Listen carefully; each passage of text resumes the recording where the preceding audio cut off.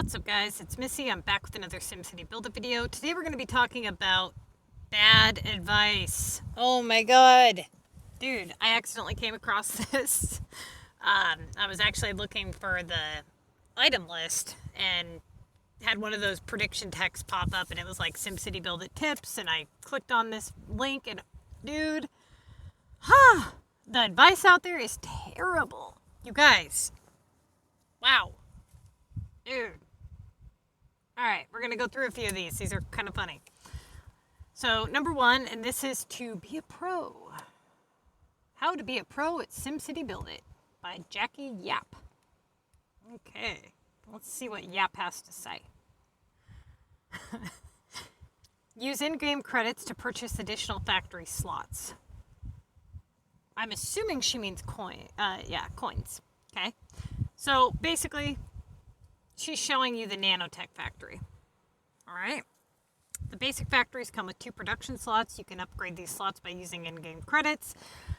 With more production slots, you save more time in the long run and produce more than your storage capacity can store. So whenever you can, you should definitely upgrade your factory's capacity. I find that 5 production slots are perfect for me. Yes, that is true. You definitely want to have your 5-slot factories. Okay. I don't know if that necessarily makes you a pro, but good, yeah. That's true. Using in-game credits to purchase additional farmers market. Okay. You want to use your in-game credits, and I don't like using that phrase because there's multiple different ones, but basically, yes, you're going to use your Sims Cash to purchase in-game credits for all of your shops, not just the farmers market. As each building, you start off with 2 production slots. Whenever you can, use in-game credits to purchase additional production slots for the farmers market, building supply store, and hardware stores. Furniture stores, garden supplies can make do with the default 2 production slots. That is not true, okay? That is actually one of the worst things that you could tell somebody because of a number of reasons. First off, you make good money from those shops if you can buy certain materials. Secondly, you need those production slots in order to be successful in the contest of mayors. You don't want to have 2 production slots and then run a token and just be sitting there like a crazy person having to deal with the 2 production slots. You don't want to be a low-level player and have 2 production slots and not be able to prepare your nightly run, not be able to make, decent coin, not be able to prep for your assignments.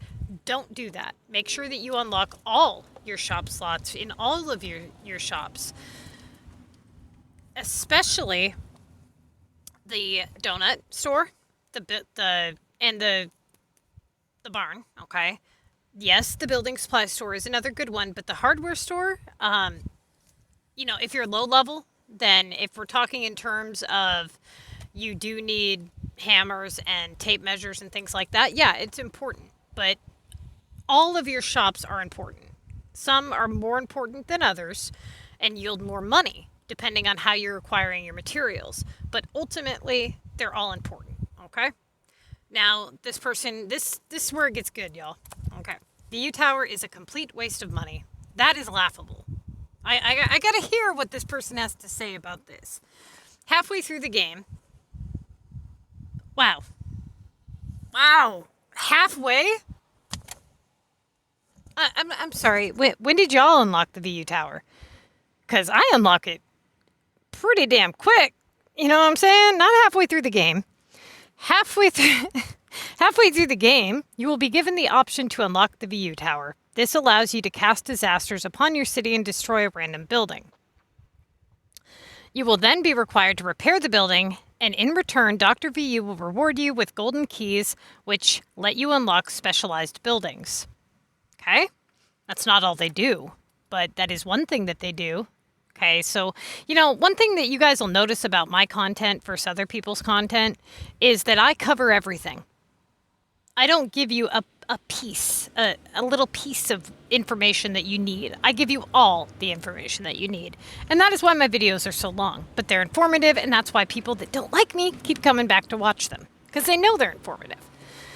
Now, if they were only for specialized buildings, pop boosters, then maybe they wouldn't be as important. But They go for war cards. They go for specialized buildings. I mean, designing. You know, if you're going to have a high pop city, you do want those specialized buildings, do you not? Keys are really important for all players. Pop players, design players, war players, comm players. You're going to need them for the contest of mayors. So, let's get that clear. Personally, I think the VU Tower is a complete waste of resources. Huh. Okay. What resources? The cost of upgrading it is just too high. If you are someone who doesn't play a lot and depend on taxes for income, I recommend that you give VU Tower a miss. You can always earn gold keys through the cargo shipments, which come once every 5 hours. I don't know exactly when this lady wrote this, but I've been playing this game for a long time, 7 years, and it's never been 5 hours. Not for me, anyway, okay? Maybe in the first year of the game, possibly, I don't know, but either way, let's move on, okay? So, let's start with this. You only need VU Tower, I believe it's level 6 to unlock Meteor Strike 3, which is the best key to VU ratio, okay? The coins to unlock it are steep, but when you actually know what you're doing, coins are pretty easy to get. Like, at the first part of the game, you'll notice that you struggle with coins because you're unlocking time discounts, you're unlocking factories, and buying services, and you're probably not playing like a pro, so you probably are buying things that are not giving you the best bang for your buck. You're probably producing a combination of items that yields less money. You know, you're doing things that a pro would not do. So you are going to struggle with coins quite a bit, but when you play on a pro level, when you know what you're doing and you restart the game, you don't struggle with coins. They're really easy to obtain. So to miss a portion of the game like this over just some chump change is pointless, okay? The VU Tower is awesome. It is an extremely valuable asset to you. Does it require that you unlock it to the maximum to be beneficial to you? No, it does not. But once you play on a pro level and coins become so disposable, you realize, well, hey, maybe I want that building that it offers when you max it out. When you max out the VU Tower, you get a little tiny VU Man statue. It's like a 40 or 50%, I believe it's a 50% pop boost. And people max it out just for that alone. You know, maybe they just want the building. Or maybe they want to complete the game. Some people just like to complete the game, you know? They want to be able to have all their stuff maxed out. It is like 2.2 or something million to unlock it. I don't have the exact number, but it is a lot, okay? But you don't need to unlock it to that point for it to be successful for you. The Meteor Strike 3 is the best. So basically, it starts off with the Meteor Strike right here. See this? This one costs 4 VU items. The next one costs 5, then 6, then 7, then 8, then 9. Okay, so that's how it goes. The combination of VU items changes, but the number does not. It does as you upgrade it. Let me change what I'm saying. At a maximum level, at a star 3, that is the requirement. So Meteor Strike star 3 is for 4. Earthquake star 3 is for 5 VU items, and then so on. Okay, so as you unlock it, you're going to get the best bang for your buck. Meteor Strike 3, you're going to get 4 VU items for 4 damage and 3 gold keys in return. The repair cost is going to be medium, which is next to the same thing as easy, especially if you're a lower level player, okay? So the lower level player that you are, the less items you have unlocked. Therefore, the requirements to repair are going to be, you know, significantly cheaper because you have lower items unlocked. That being said, Meteor Strike is the best one. even if you have to launch multiple times to do an assignment, you're still, in terms of benefits, you're still benefiting more by launching the Meteor 3. Now, if you're going for quickness, if you don't want to launch 2 times and you only want to launch 1 time to, let's say, do a, maybe you have a earn 5 gold keys. You don't want to launch twice, you want to launch 1 time. Maybe you're low on VU items. You can do it that way as well. But if you want to do your maximum efficiency, if you want to get as many gold keys as you can per VU item, then you're going to want to go with Meteor 3. Okay? Now, this person says start your cargo shipment as soon as possible. That is not necessarily true.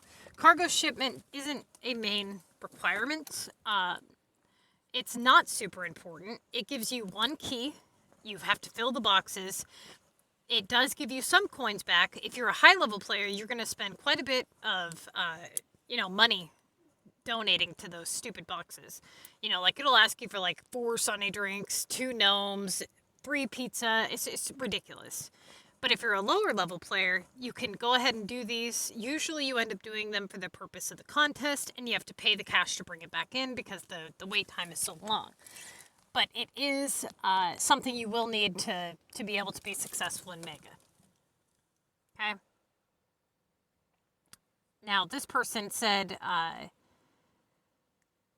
once you do so, you'll earn gold keys. Keep a lookout for the required cargo. Blah, blah, blah. You want to make sure your ship clock resets. Gold keys are important in the game for you to unlock specialized buildings, which are used to boost your population. Since I don't particularly like using the VU disasters, I rely on cargo shipments to get gold keys. Don't do that to yourself. It will be a nightmare, okay?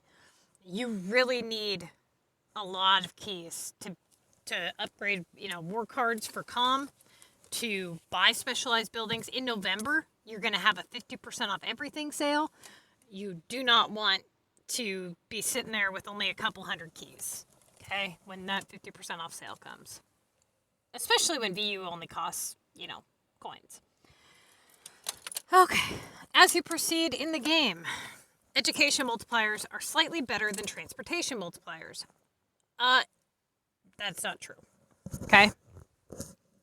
They say as you proceed in the game, you can decide to construct buildings for education, transportation, gambling, facilities, entertainment, etc.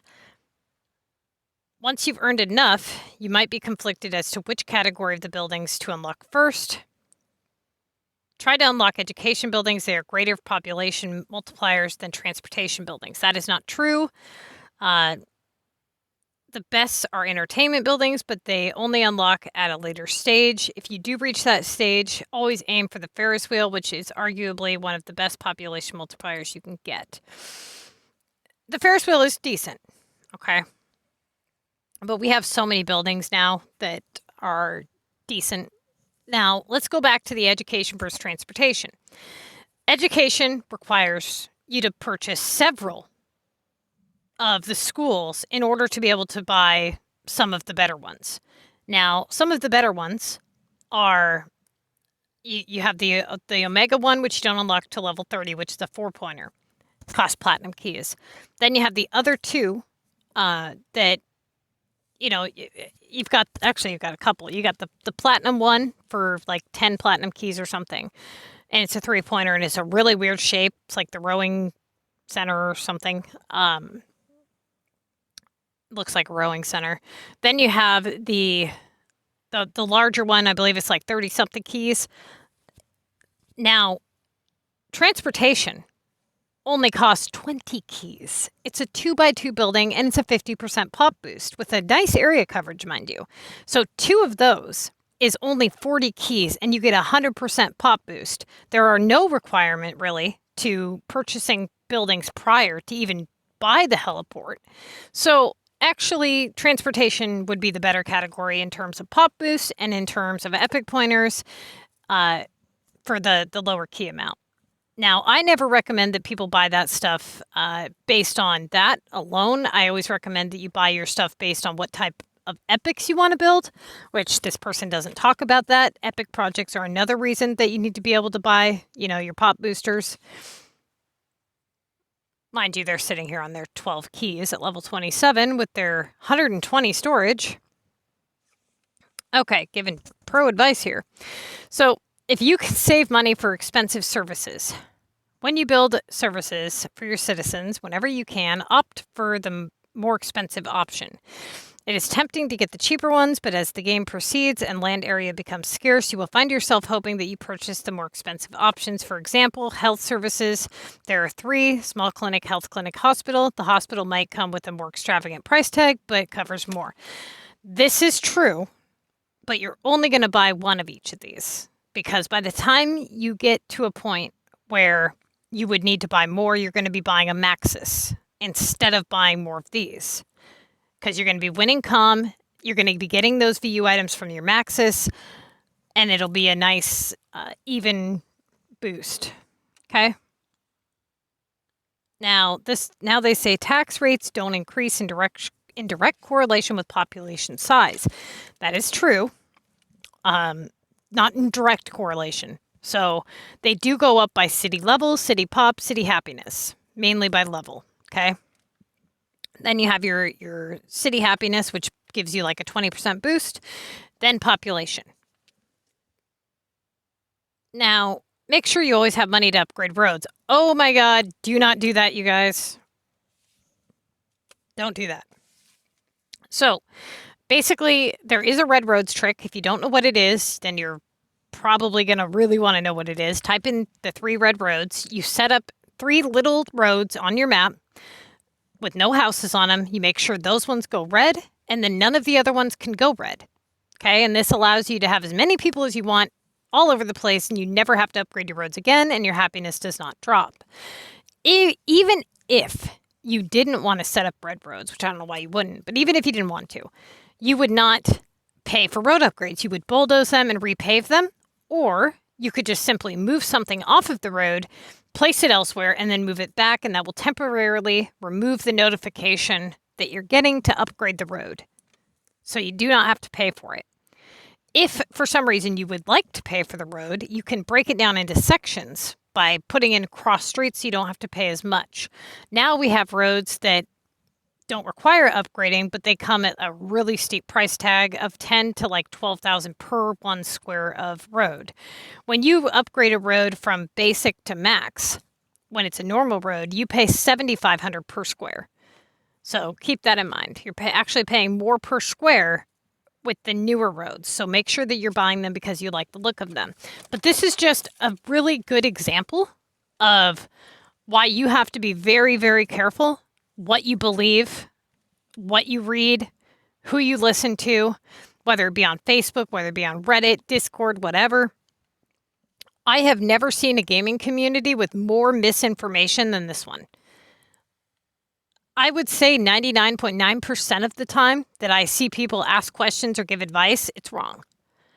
And I go out there and I correct it because I do not want somebody to spend a long time playing the game only to find out that they've been making these mistakes that cost them a lot of time or money or whatever. So I made a lot of mistakes. As many of you guys know, I made damn near every mistake. That being said, I know what the consequences of making those mistakes are, and they are steep. We're talking about years of work here, okay, just down the drain. Talking about hundreds of real dollars spent trying to correct it. And people will do that. You know, you might not do that, but people will do that. Or maybe you do that and you don't even realize you're doing it because you're spending it in such small increments. Now, just the $8.99 alone from the Mayor's Pass, you know, that's adding up every month. You guys can win comm every week. You don't have to struggle. You don't have to be broke. You don't have to settle for bronze epics. Trust me, if you watch my videos, you follow my advice, and you listen to what I have to say, you will play on a pro level. But if you only take pieces of it and you only apply what you feel is necessary, you're going to be one of those people that comes back to me and says, hey, this ain't working. What's going on? And I say, okay, let's go through it. Well, look, you're not following the advice. You're only following 20% of it. That's why. You know, here's the list of people following 100% of my advice, and their stats are off the hook. I mean, they have so much stats, coins, cash, keys, whatever. it almost looks like they're hacked. They're doing so damn good. Like, November comes and their game crashes because they bought so much crap. Yeah. And here you are with your chump change going, but this person 6 years ago said that this was better. And I just gave you 900 explanations as to why it's not. Who are you going to listen to? Take your pick. If you want to play good, telling you guys, all the advice is out here. It's all in the videos. All you got to do is put in the effort, watch the videos, read the guides, and you will do phenomenally. But if you go out there and you read stuff like this, whew, ye be warned, okay? Because I have never seen such bad advice than when I go watch Samantha or Build It with Smith. They are just horrendous. Like this, I don't even know if they believe the crap that they say. If it's not just an EA ploy to get people to screw up. That's almost what it looks like, because they work for EA. They're EA game changers. And they're giving out the worst possible advice I've ever seen. So either they're doing it because they're actually that dumb, or they're doing it because they're trying to make EA more money by getting people to do terribly. What's your opinion?